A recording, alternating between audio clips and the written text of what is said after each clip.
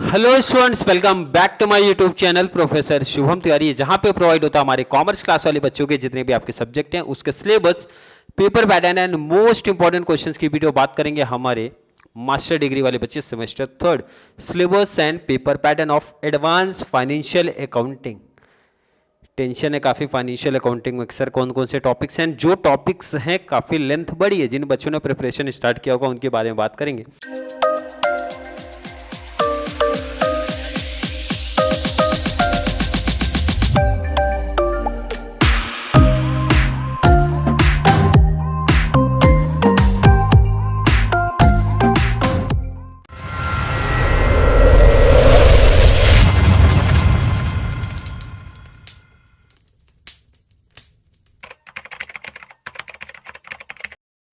सीखेंगे जरा, हमारा जानेंगे कि हमारा सिलेबस क्या है और कौन कौन से टॉपिक्स को हम यहाँ पे प्रैक्टिस करें। एग्जाम में बैठने से पहले एक आइडिया जरूर होना चाहिए। सिलेबस की जब बात करते हो 4 यूनिट है, 4 चैप्टर, जो भी आप बोल दो कि भाई 4 यूनिट 4 चैप्टर आपको है, जिसमें से पहला foreign currency conversion as per AS 11 accounting standard 11 के अकॉर्डिंग फॉरेन ब्रांच। अगर मेरा सजेशन है सबसे इजी टॉपिक है, सबसे इजी, और स्टार्टिंग भी हर एक बच्चे को यहीं से करनी चाहिए, क्योंकि ये टॉपिक किया तो 15 मार्क्स का प्रैक्टिकल आपको मिला, 15 का प्रैक्टिकल मिला। फॉरेन करेंसी कन्वर्जन AS 11 को लेके फॉरेन ब्रांच का बहुत आसान टॉपिक है, बहुत ही आसान टॉपिक है। तो यहीं से स्टार्टिंग करना है भाई, अपना ओपनिंग यहीं से करना। नेक्स्ट आपका फाइनल अकाउंट्स आपको पूछा जाता है ऑफ ए बैंकिंग कंपनीज, 3 को है भाई, सबका फाइनल अकाउंट ही है, समझिए आप। नेक्स्ट आपका अकाउंटिंग एंड अकाउंटिंग आपका कौन सी कंपनी का, इंश्योरेंस कंपनी का। नेक्स्ट आपका कोऑपरेटिव सोसाइटीज का। क्लियर है, कितने टॉपिक से समझ में आ गए सर। पहला AS 11 है, foreign branch means foreign currency का। सेकंड आपका फाइनल अकाउंट बैंकिंग कंपनीज का है। नेक्स्ट इंश्योरेंस कंपनी का। लास्ट आपका कोऑपरेटिव सोसाइटी का है। तो बच्चों का डाउट है सर चारों प्रैक्टिकल है, बिल्कुल उसका आंसर है यस, चारों प्रैक्टिकल ही है। तो सर चारों क्वेश्चंस करना जरूरी मीन्स चारों चैप्टर्स पढ़ना जरूरी है, बट डाउट यहीं से स्टार्टिंग से ही बनने लगते, तो नहीं, एक को ऑप्शन में रख दो, लेकिन ये जानना जरूरी है कि ऑप्शन में किसको रखोगे। तो ऑप्शन में मेरा सजेशन है कोऑपरेटिव सोसाइटी को ऑप्शन में रख दो, ये ऑप्शन में आप रख सकते हो, बाकी को ऑप्शन में रखना अलाउड नहीं है, मुझे ऐसा लगता है, क्योंकि बाकी दोनों इंपॉर्टेंट है। बैंकिंग कंपनी का फाइनल अकाउंट आप देखोगे काफ़ी इंपॉर्टेंट है, उसके ऑप्शन में वही रखते हैं, इसलिए ये तो पढ़ना पड़ेगा भाई, क्योंकि इसके ऑप्शन में यही टॉपिक पूछा जाता है। मीन्स बैंकिंग कंपनीज प्रीवियस जितने भी ईयर आप उठा के देख लो यही पूछे गए हैं, इसलिए ये जानना जरूरी है। अपना इंश्योरेंस कंपनी काफ़ी आसान है। इंश्योरेंस प्रैक्टिस कैसे स्टार्ट करोगे, अभी मैंने तो कोई टॉपिक पढ़ाया नहीं है और शायद ही पढ़ाऊँ, क्योंकि मेरा भी कुछ एग्ज़ाम आने वाला है, तो सिर्फ इम्पॉर्टेंट प्रोवाइड कराने के लिए आप लोग के आया हूँ। बस यहाँ पे एक मेंशन करता हूँ कि स्टार्ट कहाँ से करने वाले हो आप लोग। सबसे पहला टॉपिक मैं ये बोलूँगा, ये फर्स्ट एक ऐसा टॉपिक है फॉरेन करेंसी कन्वर्जन AS 11। मुझे लगता है 2 से 3 क्लास अगर आप देखते हो कहीं से भी या फिर प्रैक्टिस किया होगा तो ये 2 से 3 क्लास में इनफ हो जाता है। फॉरेन करेंसी काफ़ी आसान सा टॉपिक है। उसके बाद इंश्योरेंस पे आना, बैंकिंग पे नहीं जाना भाई, बैंकिंग टैली नहीं कर पाओगे। तो हम पहले वो टॉपिक्स पे कर रहे हैं ना जिसपे 15 आउट ऑफ 15 की मेरी बातें हो रही है भाई। ये ऐसा टॉपिक है कि 15 आउट ऑफ 15 कितनी क्लास में, मैक्सिमम 5 क्लास में 5 प्रैक्टिकल करो, 15 आउट ऑफ 15 आपको ऐसे ही फील होने लगेगा कि सर इजिली मिल जाएगा।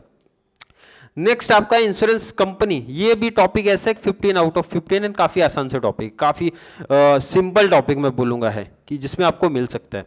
बैंकिंग में टैली करना थोड़ा सा मुझे लगता है डिफिकल्ट होगा, क्योंकि फॉर्मेट है, फिर एडिशनल इन्फॉर्मेशन जो आते हैं ना, तो वहाँ प्रॉब्लम क्रिएट करती है। तो मैं टारगेट ये रखो कि 15 आउट ऑफ 15 इधर मिल जाए, 15 आउट ऑफ 15 इधर मिल जाए। अगर इधर पोस्टिंग का भी मार्क्स मिलता है, मतलब पोस्टिंग का तो मार्क्स मिलने ही वाला है, तो भाई अगर 10 मार्क्स भी मिलता है पोस्टिंग का, कंप्लीट पोस्टिंग का भी मैं काउंट करता हूँ, तो भी 10 काउंटिंग करोगे 45 में इजीली आपका 40 स्कोर हो जाएगा। बट ध्यान रखना 2 पे बहुत अच्छे तरीके से फोकस रखना है आपको। एक तो इंश्योरेंस कंपनी वाला, सेकेंड आपका फॉरेन करेंसी कन्वर्जन वाला कॉन्सेप्ट, 2 इंपॉर्टेंट होने चाहिए। एंड बैंकिंग का पोस्टिंग भी किया तो भी बेस्ट है।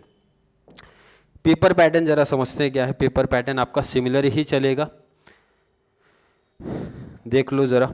60 मार्क्स का पेपर होने वाला है भैया आपका, टाइम 2 घंटे का मिलने वाला है। क्वेश्चन नंबर 1 प्रैक्टिकल के ऑप्शन में प्रैक्टिकल दिखेगा और सीधा प्रैक्टिकल इसके 15 के ही बनते हैं। प्रैक्टिकल के ऑप्शन में प्रैक्टिकल 15 का बनेगा, प्रैक्टिकल के ऑप्शन में प्रैक्टिकल 15 का बनता है। इसलिए मैंने बोला यहाँ पे 3 टॉपिक जो मैंने आपको दिए हैं, हिंट दे दिया पहले में ही, तो आपका टारगेट यही बन जाना चाहिए कि सिर्फ 40 मिलना चाहिए। 45 में से एक एवरेज बता रहा हूँ कि एवरेज बच्चे के हिसाब से ही मैं बता रहा हूँ कि एवरेज बच्चा रहेगा। 2 टॉपिक ऐसे हमारे हैं कि अच्छे से प्रैक्टिस करके गए तो 15 2 में स्कोर हो जाएगा, और बैंकिंग वाले में अगर पोस्टिंग का भी नंबर मिला तो 10 मार्क्स मिल जाएगा, 40 स्कोर हो जाएगा। नेक्स्ट ऑब्जेक्टिव्स आपको पूछे जाते हैं। ऑब्जेक्टिव्स की जरा बात करूं, ऑब्जेक्टिव्स 15 मार्क्स का, और इसमें से ये जो इन्फॉर्मेशन है ना, बोलते हैं एनी टू 15 मार्क्स का। कितने? 15 मार्क्स की बात हो रही है। और ऑब्जेक्टिव्स में आपको मल्टीपल चॉइस पूछा जा सकता है, ट्रू और फॉल्स पूछते हैं, फिलअप पूछते हैं, मैच द पेयर, या फिर शॉर्ट क्वेश्चन।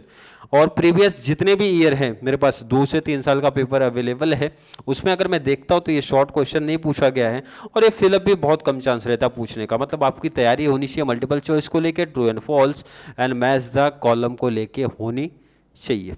लास्ट आपका इसके ऑप्शन में शॉर्ट नोट्स। तो शॉर्ट नोट्स का तो सजेशन मैं यहाँ पे देता नहीं, क्योंकि जब ऑब्जेक्टिव्स है तो शॉर्ट नोट्स का सजेशन लेके कोई बेनिफिट नहीं है। क्लियर है कि नहीं है? तो आई होप समझ में आया होगा कि आप लोगों का सिलेबस क्या है। ठीक है, आप लोगों का सिलेबस क्या है और पेपर पैटर्न क्या है। इसका पीडीएफ अगर किसी बच्चे को रिक्वायरमेंट होगा तो मैं शेयर कर दूंगा, जो मेरा व्हाट्सअप नंबर है, काफ़ी बच्चों को ऑलरेडी पता है, अदरवाइज यहाँ पे मेंशन किया गया है। क्लियर? पीडीएफ मिल जाएगा प्लस इंपॉर्टेंट का, अदर कोई पीडीएफ नहीं है, सिर्फ इंपॉर्टेंट क्वेश्चंस की PDF plus syllabus and paper pattern आपको शेयर कर दिया जाएगा। बट इंपॉर्टेंट वाला आपको समझना पड़ेगा कि कौन से टॉपिक्स के ऑप्शन में क्या है, वो वीडियो आपको देखना जरूरी हो जाएगा। क्लियर है? आई होप क्लियर है कि जो आपके 3 प्रैक्टिकल है उसका मैं सिलेबस पेपर पैटर्न बता देता हूँ, उसका मैं इंपॉर्टेंट क्वेश्चन बता देता हूँ, मतलब किसके ऑप्शन में क्या दिखने वाला है वो तो हिंट दे देता हूँ, तो उसके बेस पे आप प्रैक्टिस कर दो। क्लियर है कि नहीं? इनफ टाइम अभी है मेरे हिसाब से, तो भाई इनफ टाइम है, प्रैक्टिकल से है तो बहुत टाइम नहीं लगने वाला है, और बहुत ज़्यादा प्रैक्टिस भी नहीं करना है। मास्टर डिग्री के लेवल पे जाओ ना, वो लेवल के हिसाब से प्रैक्टिस करो, मतलब मैक्सिमम बहुत नंबर ऑफ क्वेश्चंस की प्रैक्टिस नहीं करो, मुझे नहीं लगता ये वही टाइम वेस्ट करो।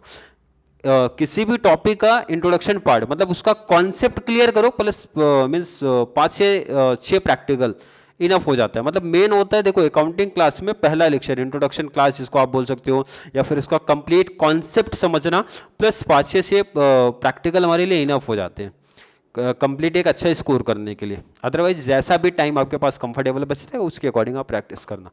क्लियर है? I hope syllabus and paper pattern आप लोग का एडवांस फाइनेंशियल अकाउंटिंग का समझ में आया होगा। फिर भी किसी बच्चे को अभी भी कोई डाउट, कोई कन्फ्यूजन अगर क्रिएट हुआ है आज के वीडियो को लेके, तो जल्दी से नीचे ऐड कर दो। अदरवाइज वीडियो थोड़ी सी भी हेल्पफुल लग रही है तो वीडियो को लाइक करना है, अच्छे अच्छे कमेंट करो जितना ज़्यादा पॉसिबल हो सके।